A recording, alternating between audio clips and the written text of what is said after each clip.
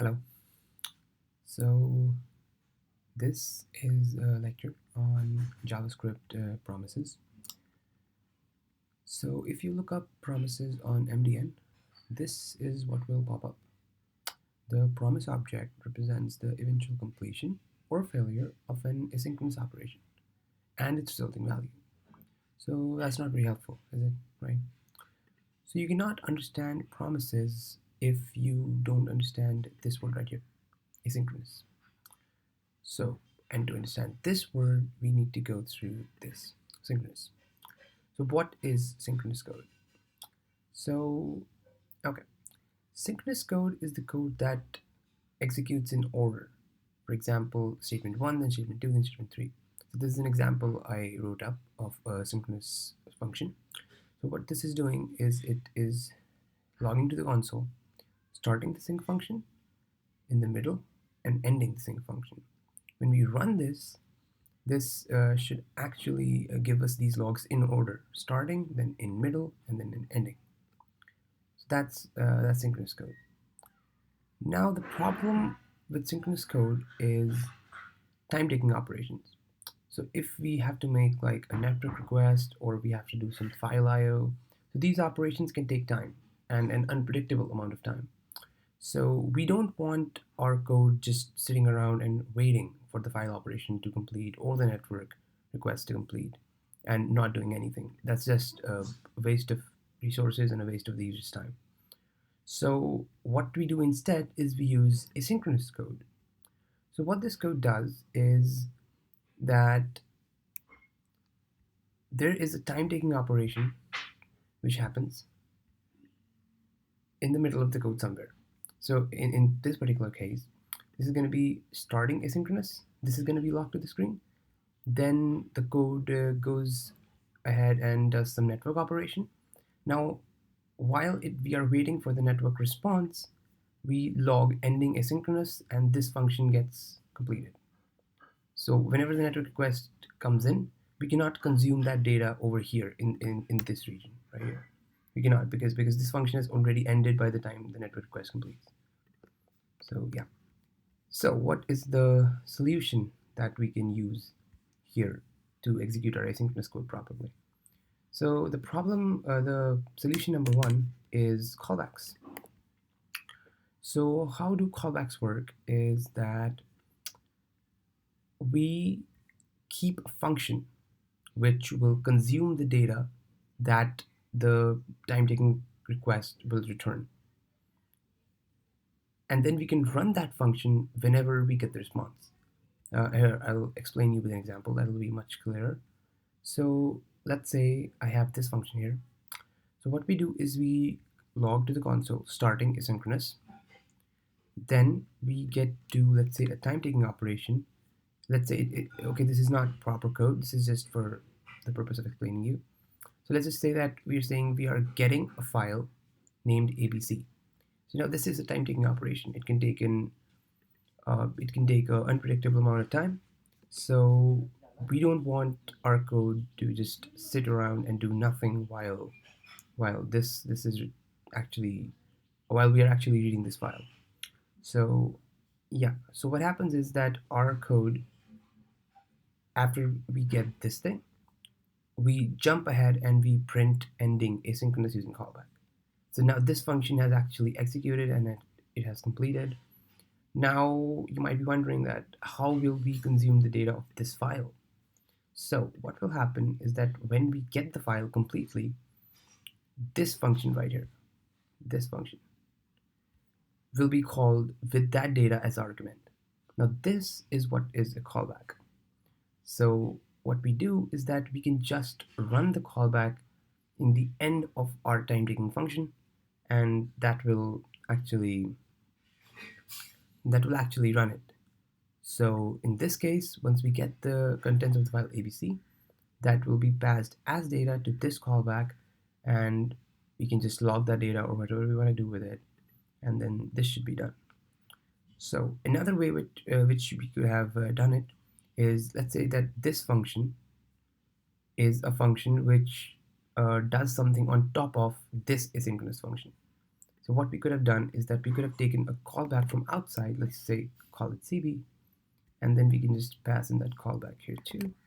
There we go. So now this callback is exposed to the user or the one using your async using callback function. So what you're doing is you're logging this, then you are doing this, and then you're logging this. But the callback that the user passed, that is going to be right here. So yeah, this is one way of handling asynchronous operations. So the next way of the problem. So there's a big problem with callbacks. That is called callback hell. So what is callback hell? Let's look at some stuff here. There you go. So you can visit this callbackhell.com to read more about what callback hells are. So I can give you a basic idea. So when we are trying to write this callback style code, what can happen is we can have a callback inside a callback inside a callback inside a callback, and you'll see this pyramid sort of shape happening. So whenever if you're programming and you see this pyramid shape happening due to callbacks, this is called callback hell, and you can see how messy this code gets. This is going to be really difficult to maintain. So we generally try to avoid callbacks after 3 layers of nesting. So that's callback inside a callback inside a callback. We don't go further than that. If you have to go further than that, we will use some other way of doing it. Right. So what is the solution to this problem? So the solution to this problem is actually promises. So what are promises? So that's actually the thing we were looking at firstly. So yeah, so we have circled back to promises. So promises are just another way of handling asynchronous code. So here I'll demonstrate with an example. So let's say we have this function async using promise. So what it does is it says, okay, log that we are starting this function. Then this is my file operation. This is my ending log. So yeah, we know that from before that this will get logged and then this will get logged while this is happening.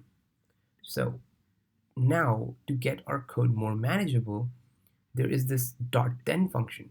So what file.get does is it returns a promise object. You can read more about the promise object here on MDN.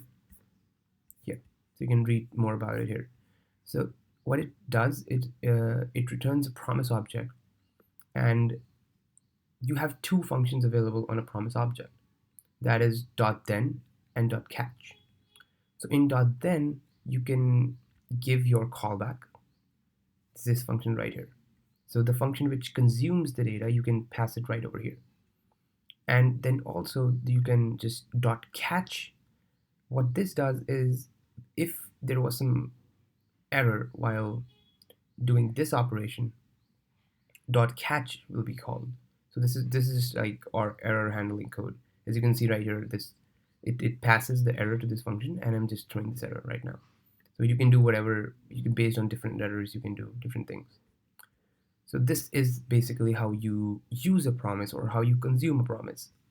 So what this file.get does is it returns a promise on which we call .then this function. So if it was success, this function is called, and if it was a failure, this function is called. Here the error is passed in, and here the data is passed in. This will immediately start to look much cleaner to you than that, because what will happen is that if you're nesting, then you'll be doing .then, and then you'll be doing .then. So that's not that bad, is it? Because all we're doing is on this .then, we just be calling .then. So that's one way to avoid callback hell. Now let's see how we can create our own promise. So this example I just quickly copied from MDN only. So if you can see this example there too. So yeah, let my first promise equals to new promise. Okay, so what we're doing here is, let me just break this down for you. So let's say this bracket. This ends here, right? So let's forget about the stuff in the middle, and here too, let's forget about stuff in the middle. So here, basically we are just calling the promise. with the new operator. That means we are making a new promise. What we are passing as argument to this constructor is a function, C. So this is just the lambda notation of function. So this is just this is actually equivalent to this thing, function, this thing, and that. So yeah, this is actually equivalent to that. So that's basically the same thing. So we're just passing in a function. Now what that function is actually doing is it is saying that after 250 milliseconds, just call the resolve function. Now what is resolve? So basically there are going to be two things in your promise that's going to be resolve and reject. This arguments, these are basically just two functions that the promise provides you. So if your code was successful, you can call the resolve function with whatever argument you want to pass in, and this resolve will be exposed to the user as .then. So when we were calling .then here, so this was actually what was happening with resolve. So we were just doing .resolve on it, right?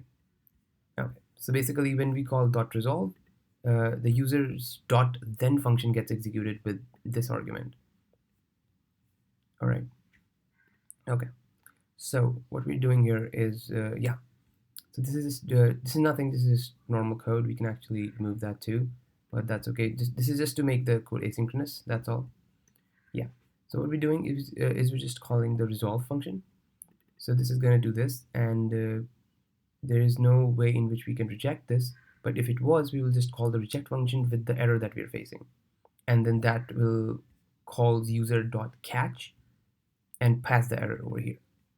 So basically, to sum up, when you call resolve in your code, the person using your code, this function, the function passed inside then, will be called with this argument.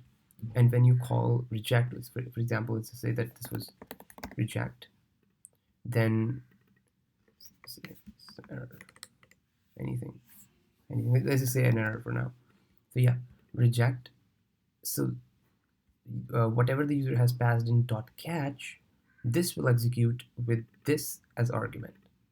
This argument will be passed over here. Yeah. So yeah, and here I have just used it. So you can say my promise. This is the my promise object. .then, since we are calling .then and we're passing in this function. So on this, let's move this back to resolve. Resolve success message. Okay, that's okay. Yeah. So when you call .then and you pass in this part, so what it does is it executes the promise, and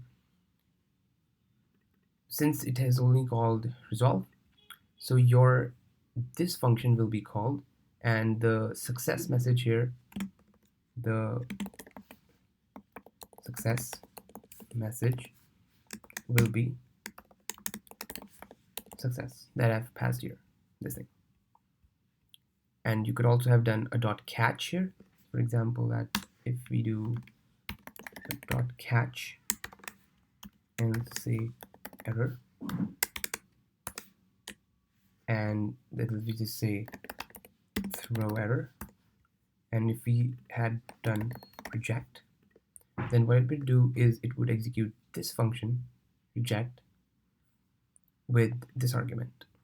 So that is actually pretty much it about asynchronous code and callbacks.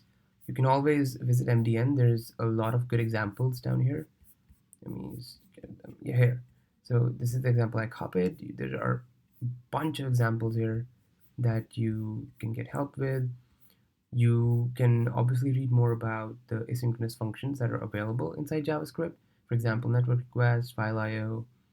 So, and I would highly recommend that you visit callbackhell.com so that you get an idea about why callback hell is such a big problem. So this is actually when your code scales and the code base gets larger. This is a very major problem. So okay, thank you.